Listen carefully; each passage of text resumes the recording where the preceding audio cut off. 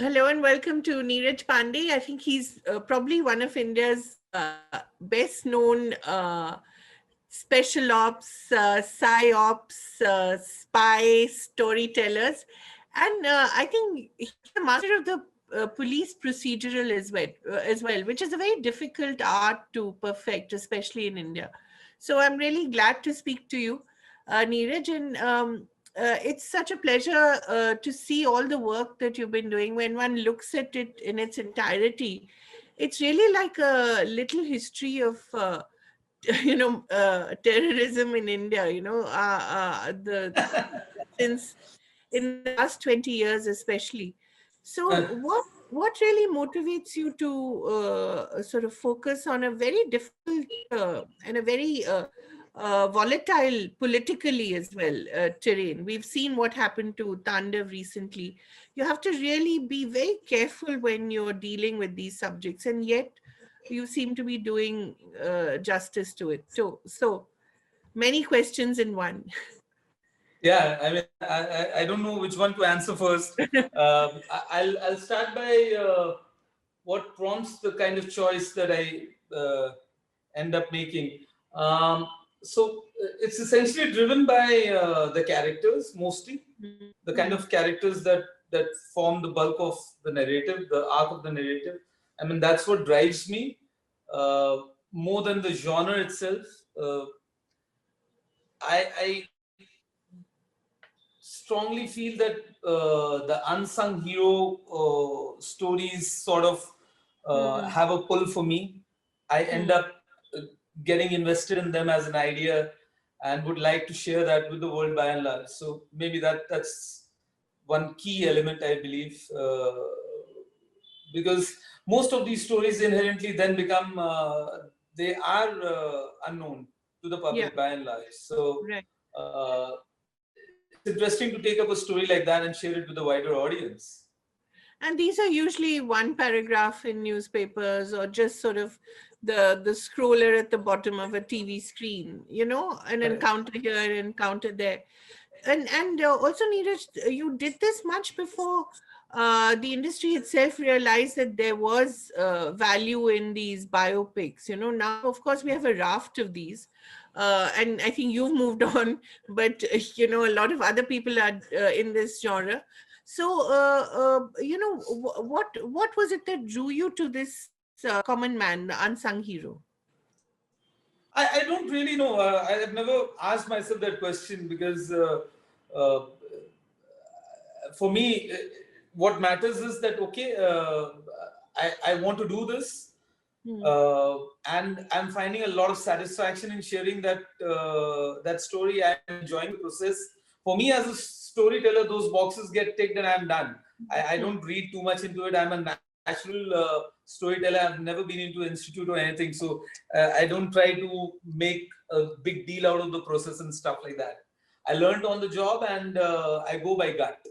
So simple choices made out of simple observations, and that's essentially the process that I follow. As we've seen recently, it's become a very difficult area to tread upon, especially the politics of it. How do you manage? Uh, I don't know if I'm what I'm doing right again. Apart from the fact that I try not to sensationalize anything. I don't want to put anything uh, just for the heck of it, and I'm obviously adding one filter when I'm writing as to be very careful of the written word. That's innate responsibility much before. Uh, I did my first film also when I was doing television. Even at that point of time, I was absolutely, I wanted to be sure about the written word. So uh, those are the basics that I follow. It's I do believe that uh, I do end up saying everything that I want to, uh, provided I'm cognizant of the world around me and how to say it. Hmm. So there's no compromise on that, and it works out for me. there's this world that you project on screen, which is the good guys and the bad guys, and the bad guys invariably, are Muslim. Is Really? that well, sometimes, or quite Sometimes. often as Okay. well. Yeah. How do I you don't agree with steer, your question, Kaveri. how do you steer that? I don't agree with your question and your observation, Kaveri. Tell me why. Please pick an example and we'll take this conversation forward. For Which film instance, are we talking about? no, for instance, when we talk about special ops, there's no doubt. I Right, mean, yeah, right. the bad guys are Muslim. You know about the parliament attacks, right? Of course, of course. So it's not. I don't think that the bad guys are Muslims. That's a very, very, very basic and a wrong way to put it across. I mean, Right. that's nothing to do with Muslims. The bad guys and the Muslims, they can't Religion. make sense in one line. It's a very rudimentary way to put that. If you look at the real incident which happened, we've maintained the same names. We've not added anything to it. It's the opening of Special Ops is clearly about, it's very faithful reproduction of whatever had happened on that day, and we pretty much stuck to the same storyline. So that's Except exactly for how it has been portrayed. Okay, so let's look at what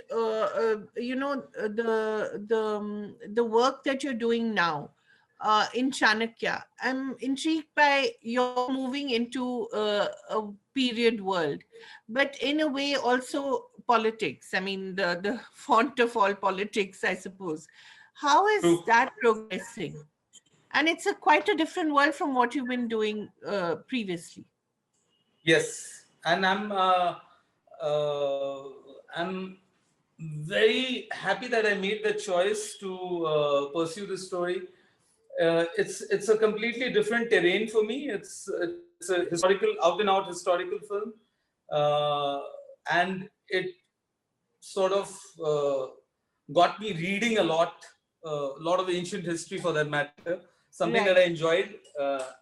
What did you And read, Neeraj? come again. What did you read? Anything and everything that I could find on Chanakya. In So that era, right from Chandragupta the Maurya and Chanakya. yes, the Mauryan period, the Jain texts, the Buddhist texts, the Greek historians, everything. So it was a process that I thoroughly enjoyed. I feel that it's a story that needs to be told because there's no film that has been made on Chanakya in Yeah, Hindi. we've just had a TV series. That's it. We had a TV series, Yeah. and I, I felt that it was a great story that was screaming to be told. That's it. And the relationship between Chanakya and Chandragupta Maurya, I think that in itself is Yes, quite fascinating because it's the guru it's and one of the the most fascinating yeah, relationships. Yeah, yeah, the kingmaker and the king, yeah, and yeah, the story is fabulous and fantastic on multiple levels. right. Uh, it just right from the way Chanakya used to think, his thought Mm. processes, to the execution, to the way he looked at the whole concept of society. It's amazing. So that's what drew me to the subject, and hopefully end up doing justice to it. Is it a two-part movie I read somewhere, or is it a We are series? starting with one. Yeah, I mean, there's too much material to sort of Right. be compressed into one film. So we basically are starting with one, and then depending upon how it pans out, we'll take that call. Very ambitious in terms of the kind of world that you'll have to recreate. So, True. when do you start shooting, and has everything been put We are in place? looking at going on floors towards the end of this year. Oh, Uh, okay. that's yeah. And we are going into hard prep by April, May or something. Who's your Chandragupta? Chanakya, I suppose, is Ajay We are yet to Devgun. cast. I think that'll be quite fascinating again, no? Because Yes, yes, yes, yeah. again, We are auditioning for it as we speak. right. And hopefully we'll come to a decision by the end of Feb. So, Neeraj, this when you were reading about Chanakya, I'll just take a little more time about that, and then we'll go back to special ops, Sure. because I find it quite fascinating. Because even in terms of the reading, did you find enough material by Indian historians, or did you have to go beyond that? So I did go beyond it. Contrary to popular thinking, Chanakya as a person has not been documented extensively. Uh, Exactly. yeah, so I mean, there is a lot of information that you've got to put together through bits and pieces. There is Mudra Rakshasa, of course. So, and then there are the Jain texts, like I mentioned. There are the Buddhist texts, like I mentioned. So you have to piece this personality together with bits and pieces of information from a lot of places. So yeah, that's the part of the process to read upon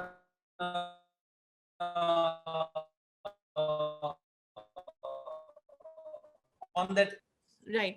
And this is the ultimate Bihar, right? This is the The ultimate origin Bihar. of the, This is Magad. so this is your ultimate tribute to your homeland, I think. I never thought of it that way, but now that you're saying it, doesn't sound bad at all. No, it is, isn't it? Because that was the font of all politics, of all political Right, and economic wisdom as well. We forget that right. Chanakya was spent a lot of time writing about the economy as well, right? Not just Of society. course, of Right. course. Arthashastra, yeah. Was there anything in your research that really surprised you? A lot of things. A lot of things. I think that when we come closer to the release of the film, I'll have another session with you, hopefully, I'd and then love we to, just talk yeah. about Chanakya, because we can end up talking about it. There's not going to be a quick end to it. It must have taken over what, your life? 2 years Kaveri, of life at least? Yeah, may I reading. request? Yeah, maybe more. Yeah.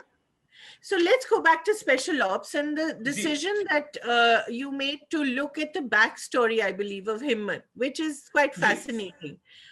Talk a bit about why you felt that, because Himmat all throughout special ops is really the key, who's sort of the sutradhar in a way. He's putting sutradhar as well as the hero. He's putting everything together. What prompted you look at his backstory? Couple of And things. that, I believe, is the special ops 1.5, right? Right. So, a couple of things. Number one, that we didn't want to do a traditional special ops season two, that same template that season Right. one has worked. So let's go into season two and all of that. We wanted to do something different. We wanted to create a larger universe. We wanted to do something different with the kind of stories that can be explored.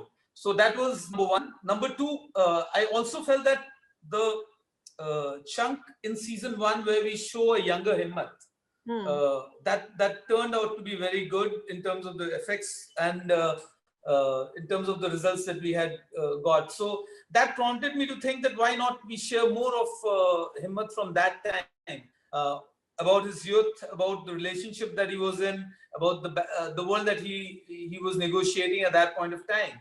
And that led one thing to another.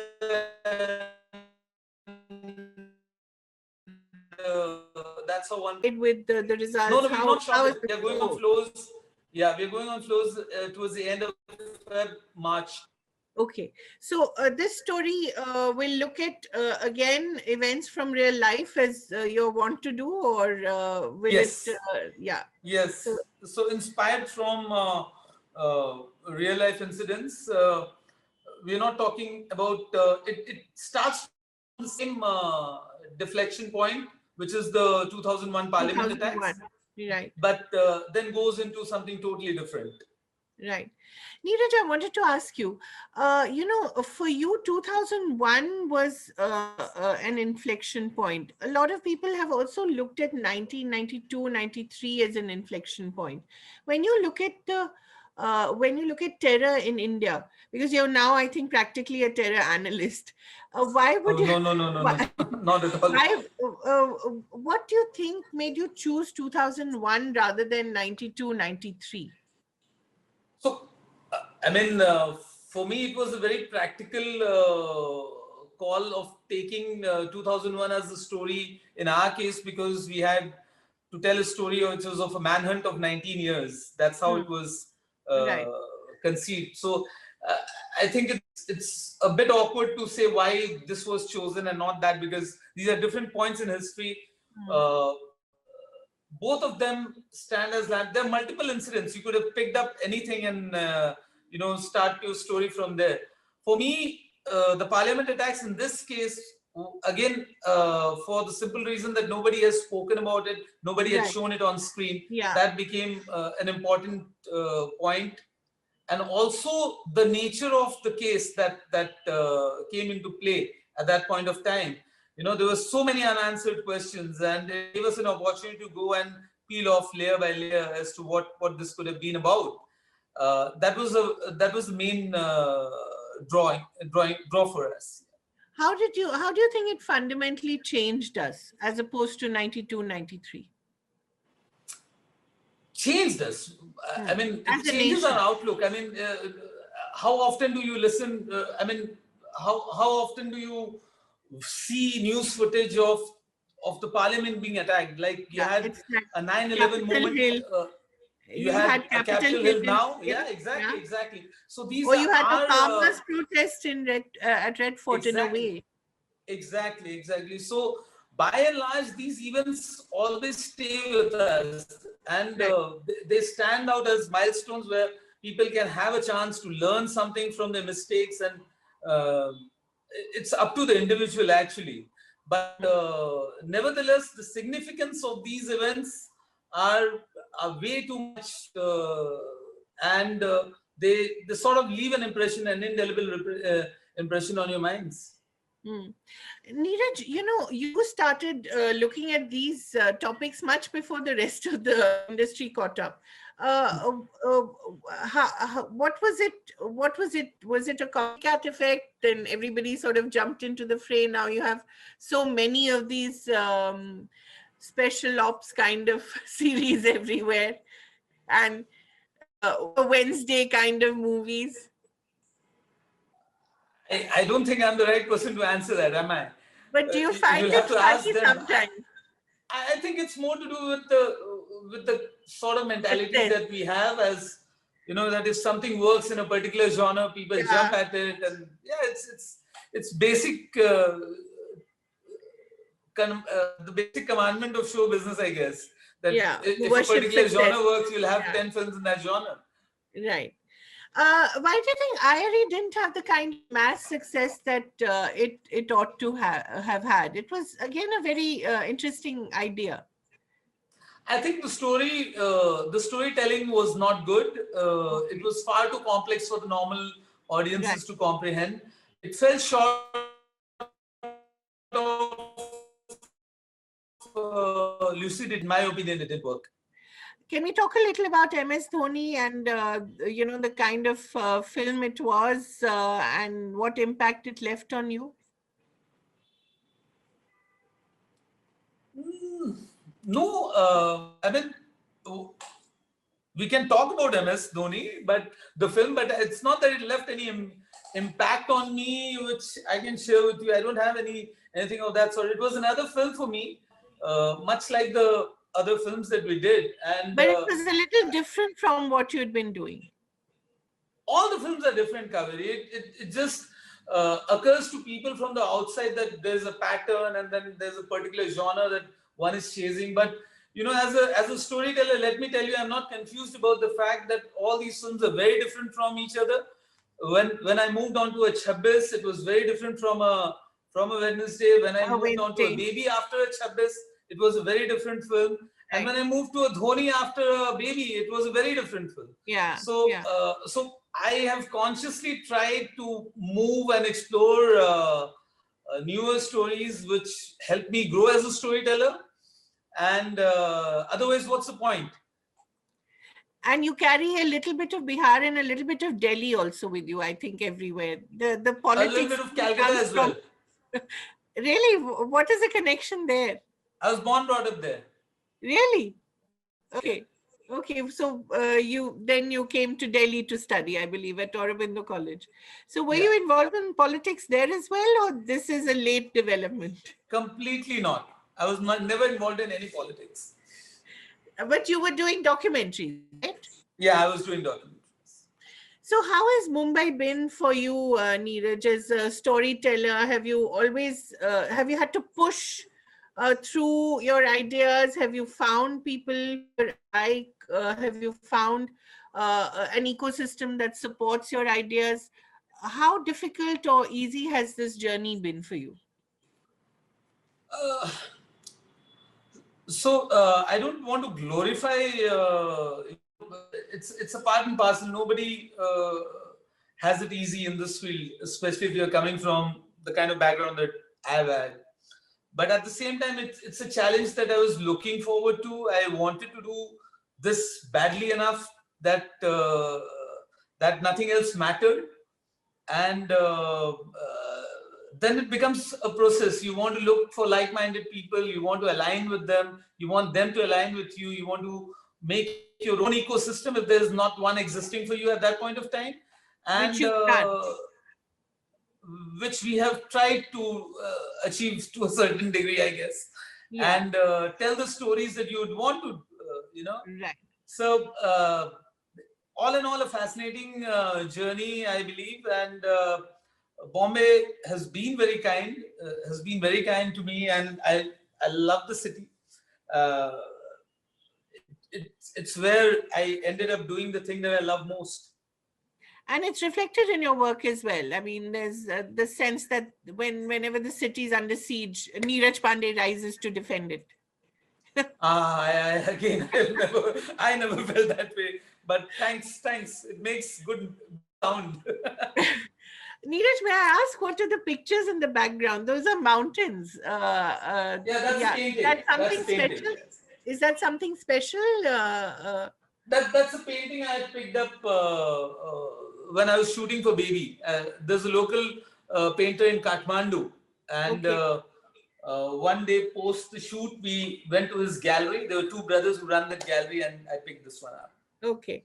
So where all have your shoots taken you? And which has been the most fascinating country to shoot in? Half the world, if I may say. Yes. We've been to Europe, we've been to Middle East, we've been to Turkey, Azerbaijan, all over the country over here, whether it's documentaries or fiction. So I love traveling, and maybe that's the reason I sort of start plugging it in my scripts that okay, let's find a new location and go over there. Maybe that's by default now. Yeah, so I love the And concept. the industry is recognized wherever you go in places like Azerbaijan, Turkey. Have you found people who recognize Indian movies? They Look at them. recognize Indian movies. Of course, the Indian films are being watched everywhere, and you've got an Indian approximately uh, every 100 One in square seven. meters. Yeah. Everywhere. So there are Indian restaurants. They're by default they are playing out Hindi songs, and Right. I mean, our films have taken us everywhere. Right. So, Neeraj, where right now, after the pandemic, especially, there's so many questions about where the industry is headed. Will we now have just the big event movies in theaters, and the rest of cinema, especially smaller independent kind of movies, will be restricted to streaming? And of course, we'll have a wider storytelling like special ops, which, are long form storytelling on the web. Is that going to be the template moving forward?